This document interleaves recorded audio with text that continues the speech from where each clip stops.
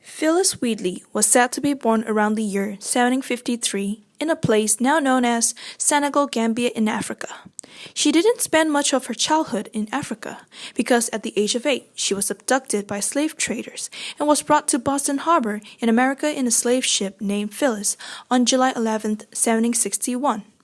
Upon her arrival, she was purchased as a domestic working maid by a Bostonian man named John Wheatley for his wife Savannah.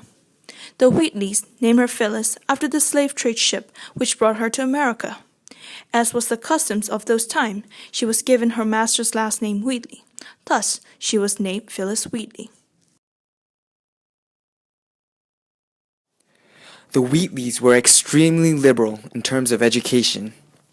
John Wheatley, as a progressive, unusually provided Phyllis an exceptional education.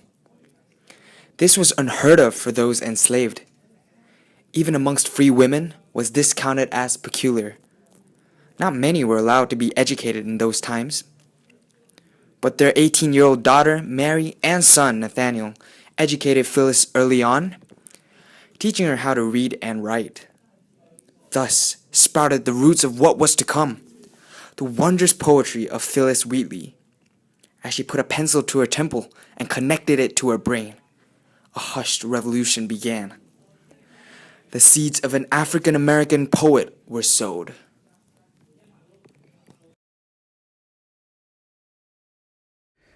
Wheatley's first published poem at age 13, A Story About Two Men Who Nearly Drowned at Sea, was printed in Newport Mercury.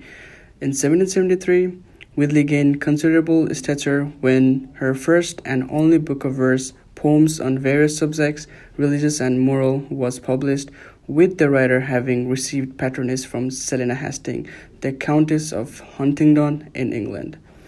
Wheatley became the first African-American and first U.S. slave to publish a book of poems. Wheatley penned several poems in honor of Continental Army's commander George Washington.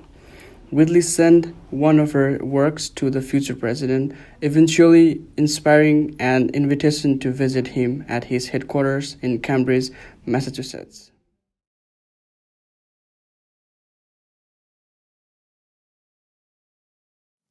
Phillis Wheatley met and married John Peters.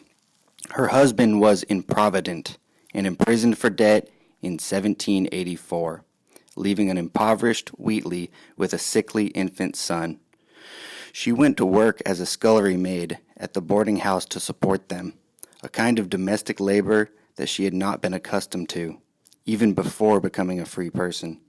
Wheatley died on December 5th, 1784, at the age of 31 from complications related to childbirth.